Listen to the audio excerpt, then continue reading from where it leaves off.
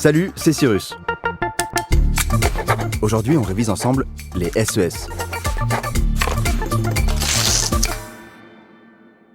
J'imagine que pour te commander des pizzas, t'es déjà passé par des applis de livraison. Tu sais, ils ont de tout là, des sushis, des burgers, des tacos. Oh là là, rien que t'en parler, ça y est, j'ai faim. Mais avant de passer à table, aujourd'hui on va se demander comment le numérique transforme-t-il l'emploi ? Je vais te parler de ces nouvelles technologies qui ont pas mal changé la manière dont on bosse. Par contre, j'espère que mes gargouillements ne s'entendront pas trop.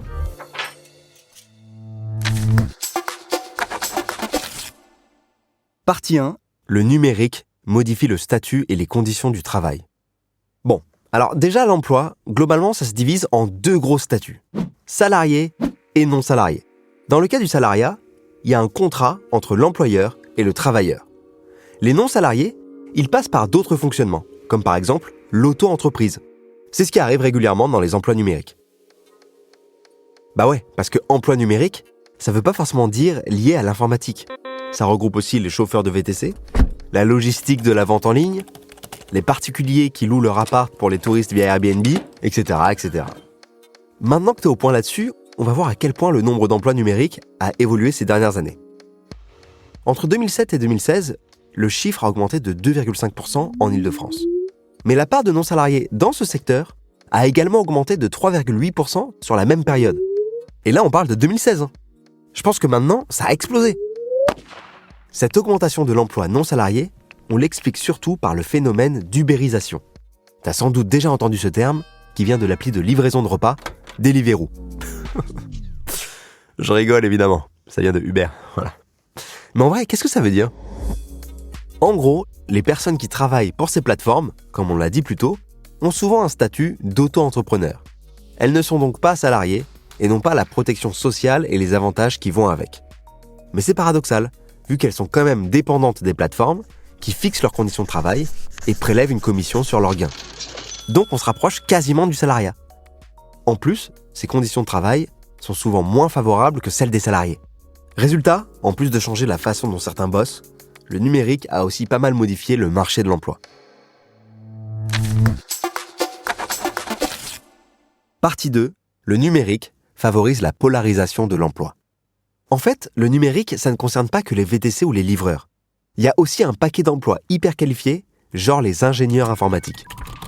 Globalement, ce sont des emplois qui ne sont pas remplaçables par des ordinateurs. Bah ouais, qui va continuer à entretenir les robots une fois que les robots auront pris le contrôle du monde ? Le problème, c'est qu'il n'y a quasiment plus d'emplois intermédiaires qui ont des responsabilités moyennes et une paie moyenne, genre comptable ou commercial. Il se passe ce qu'on appelle une polarisation du marché du travail, et non une polarisation.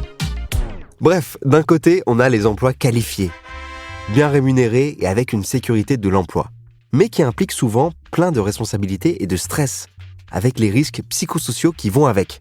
Et de l'autre, les emplois non qualifiés, qui sont très précaires et mal rémunérés.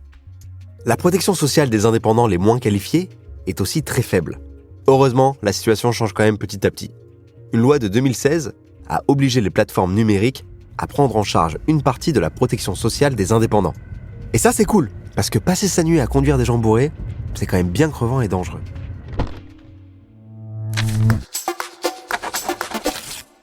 Conclusion. Si on fait un peu l'état des lieux, on voit que le numérique a beaucoup changé le marché de l'emploi et a augmenté le nombre de travailleurs indépendants au détriment du nombre de salariés. On remarque aussi une polarisation du marché du travail avec une baisse du nombre d'emplois intermédiaires. Résultat, les conditions de travail risquent d'empirer si on ne fait rien. Chouette ! Ça donne envie d'entrer dans le monde du travail tout ça. Enfin, moi ça m'a surtout donné envie d'entrer dans la partie résumée du podcast. Alors dans la première partie, on a vu que le numérique crée de l'emploi, mais il modifie le statut et les conditions du travail, et contribue à augmenter le nombre d'emplois précaires sans réel contrat. Et dans la seconde partie, on a checké le détail des emplois proposés, qui sont soit hyper qualifiés, mais très stressants, soit peu qualifiés, mais archi précaires. Et ben voilà, c'est un épisode bien court, c'est genre un petit cadeau de toi à moi, mais allez, va profiter du soleil, tu l'as bien mérité. Par contre, si jamais tu viens en Normandie et qu'il pleut chez toi, tu peux continuer à bosser et retrouver tout ce qu'il te faut pour réviser et réussir ton bac sur anabac.com. À la prochaine. Et bisous les Normands, c'était une blague.